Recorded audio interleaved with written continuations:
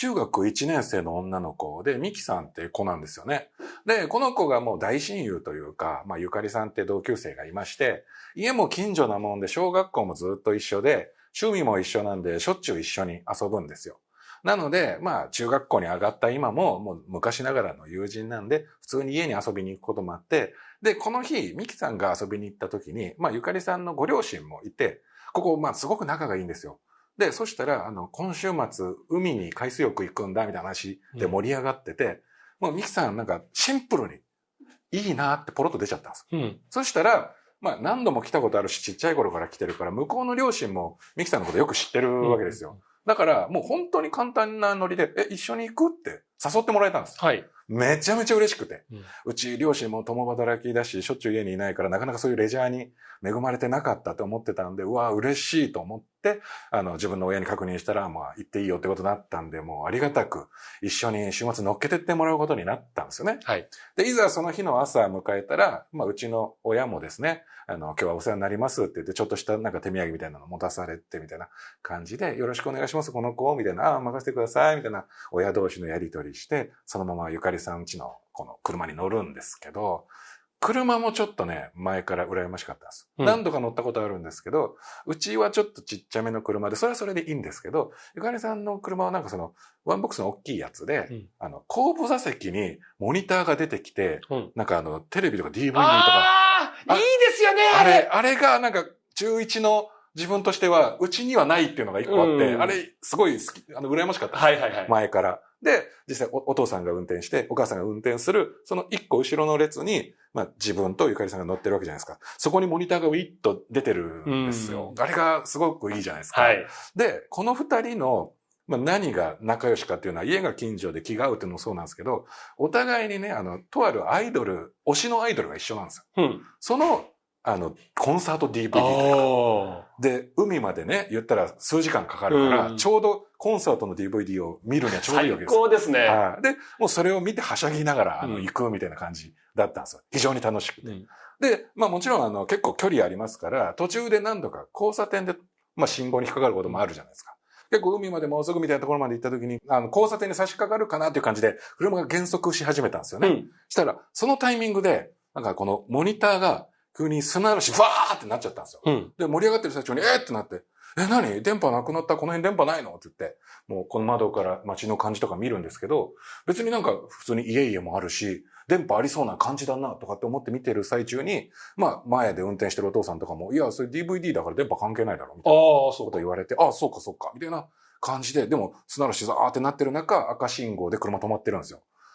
なんでと思ってたら、なんない。どうしようってなんか車がブーって走り出したら、ふって着いたんで、よかったつって、何だったんだろうねっていう感じでまた盛り上がるんですよ。で、推しのアイドルを二人でわーって言って盛り上がりながら、まあ海水浴場着いて、で、まあ普通に泳いで楽しいわけですよ。なんでこの海の家で食べる焼きそばはこんな美味しいんだろうねみたいな話とかして、で、もう夕方まで行くとちょっと大変なんで、お昼過ぎぐらいにはもう帰ろうかみたいなノリになったんです。でももうクタクタで、すごく暑かったし、いっぱい泳いだし楽しかったねって言って、帰りの車の中は、一応ここでまた同じようにコンサート DVD 流してはいるんですけど、お父さん運転してて、お母さんも、って感じなんですよ。はい。で、横でゆかりさんも、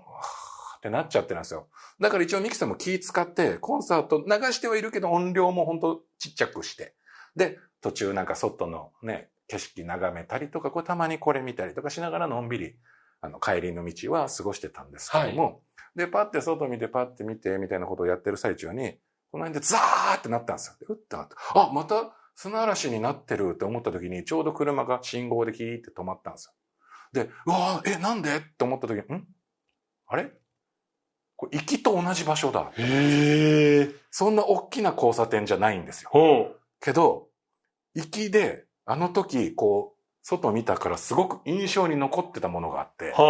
行きと同じ場所だってすぐ分かったのが、パッて見て行きの時にこっち側に見た時、ちょうどもう車を止めてるすぐそばに電柱、交差点の角のところに電柱があって、電柱の一番下に花束とか添えられてたんですよね。で、それが目についてたんですよ。それが今帰りなんで、って外見た時に、ちょうどこのちっちゃい交差点の向こうの角、行きの時に見たあの花束が交差点の向こう側に見えるんですよ。うん。行きと同じ交差点でザーってなってる。何って思ったんです。信号赤なんで止まってる状態で、何あれって思ってたら、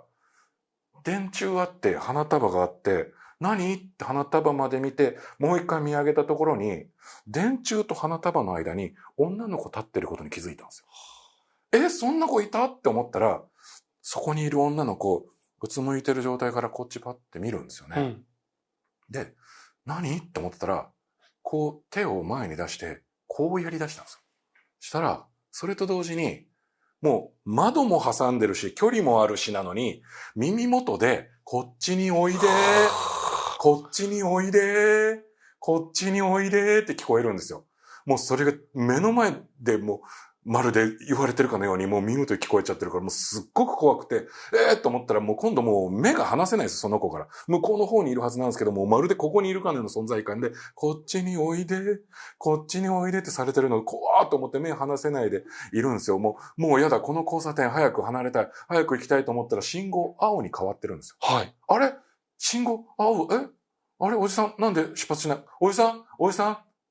信号青に変わってんのに、車出ないんです。はい。おじさんおじさんって言ってるのに、運転席から、なんか、発車しないんですよね。ちょっとおじさんって言ってたら、そのゆかりさんのお父さん、運転席のドアガチャって開けて、外に出たんですよ。で、そのタイミングで、信号も赤に変わってるんですよ。うん。なのに、交差点挟んで向こう側の女の子の方に向かって、お父さん、こうやって歩いて行き始めたんですよ。とぼとぼとぼとぼと。で、こっちから見たら後ろ姿なんですよ。おじさんなんでおじさんってなってるんですけど、もうとぼとぼとぼとぼ歩いていくんですけど、こっちが赤になってしばらく経ってるから、もう目の前の交差点、ガンガン車来てるんですよ。はい。そこに、おじさん普通に行って、普通にバーンって跳ねられて、その向こうで女の子がこっちにおいでってやってるんですよ。そしたら、ちょっと視界的にもう自分の視界から見えないところに行っちゃった。いやーって叫んだら、横と前で、気がついて、もうすぐにパニックになったんですよ。で、その後のなんか記憶というのはもうほとんどもうみんなパニックだったんで、覚えてないんですけど、とりあえず家に送ってもらってみたいなことがあって、で、おじさんがもう命に関わる大怪我になってしまったっていうことは一応頭には入ってたんですけど、もうパニックの状態でなんであんなことが起きたんだろうと思ってたら、そっから数週間だか経った時に、おじさんが命を取り留めたっていうのだけ聞いて、うわ、よかった。でも今、なんか面会謝絶みたいな感じでもう大怪我した状態でってなって、で、そっからさらにまた数週間で、やっとお見舞いに行けるってなったんですよ。うわ、よかったと思って目の前で跳ねられる瞬間見ちゃってるから、もう本当にもう亡くなられてたらと思ってずっと心配してたのが、お見舞いにも行ける。よかったと思って病室に行ったんですよ。そしたら、本当包帯ぐるぐるの状態で固定された状態でガチャって入ったら、みきちゃん来てくれてありがとうね、みたいなことを言ってるんですよ。で、いや、おじさんよかった、生きててよかったつって。で、そっからいろんな話とかするんですよね。で、世間話みたいなこととか近況の話とかをするんですけど、頭の中では、なんであの時降りてあの女の子の方に歩いて行ったのっていうのがずっとあったんで。ですよね。もう一生懸命それを言わずに世間話してたんですけど、どうしても我慢できなくて、まだ中学生ですし、我慢できなくて、ごめんおじさんと。これ、もうどうしても聞きたくて、なんであの時交差点で、おじさんって私言ってたのに、一人で降りて、交差点に入ってったのって言ったら、おじさんが、ごめんね。いや、ほら、その後交通事故に遭ってるでしょ。多分そのせいだと思うんだけど、その辺記憶がないんだよね。って言われたんですけど、いや、逆だよと。交通事故のせいでとかじゃなくて、そのせいでおじさん交通事故にあったんだよってこっちは思ってるんで、ごめんね。だけど、みきちゃんって言うんですよ。何って言ったら、みきちゃんって言った後の、そのおじさんの声が、おじさんが喋ってるんですけど、まるであの時のあの女の子の声が、それに被るかのように、みきちゃん、あの時何か見たって言ってきたんですよ。で、もう何も言わなかったというお話です。いや、みきちゃんも見てたわけじゃないですか。はい。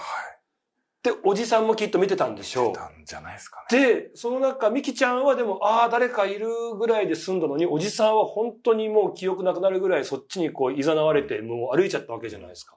この違いって何だったんですかね。ちょうど、わかんないんですけど、運転席と後部座席って多分交差点のこっち側の角からほぼ延長上だから、もう最初から自分に言ってなかったのかもしれない、ね。そうか。まずその女の子がおじさんに言ってピンポイントで言ってた。で、それを後ろだから自分もなんかこっちに言ってるように見えてたってことで。かもしれないですし、ね。なるほどね。はい。いや、わかんないですけどね。いや、でもなんかすごい腑に落ちました。だからターゲットはおじさんだったんじゃないかなっていう。こっちにおいでって言ってた相手ね。はい。怖わかんないですけどね、こればっかりは。だ砂嵐もなんか予兆。いや、ですよね。はい、よくまあなんかね、電磁波とね、こう電子機器にこうね、影響が出るなんて話ありますけど。いやちょっとなんか、はい、これも変わった話だなと思いました。あとあれなんですかね、まあ、4人乗ってたけども、2人は寝ている。そしてね、その、ね、実際その女の子、お友達も、うとうととしてたから、まあ、こうなんか一人だけ、ターゲットにこうされやすかったのかなっていう。そうかもしれないですね。はい。その話聞くとね、だからその、事故の時に記憶が曖昧だとかないとかって言うけど、今みたいなことがあって、何かこうハンドルミスだとかで事故じゃなくって、その瞬間乗っ取られてもそこでそっちの方に誘われたことによって事故に遭っちゃってるっていうこととかってあるのかもしれないですね。あるのかもしれないですね。そういう記憶の消え方あるのかもしれないですね。はい。いや、でもこれって防ぎようがもうないじゃんと思って。はい。怖いっすよね。はい。僕も運転するんで。そうですよね。いや、なんかもう運転怖くなるような。何よりです。何よりじゃないの。何よりです。まあ、よりね、この話を心に留めて、僕も皆さんも安全運転、そうですね。しっかり意識を持ってね、はい、注意深くしながら運転しようって、ちょっとね、そういうふうに思ってほしいなと思いましたね。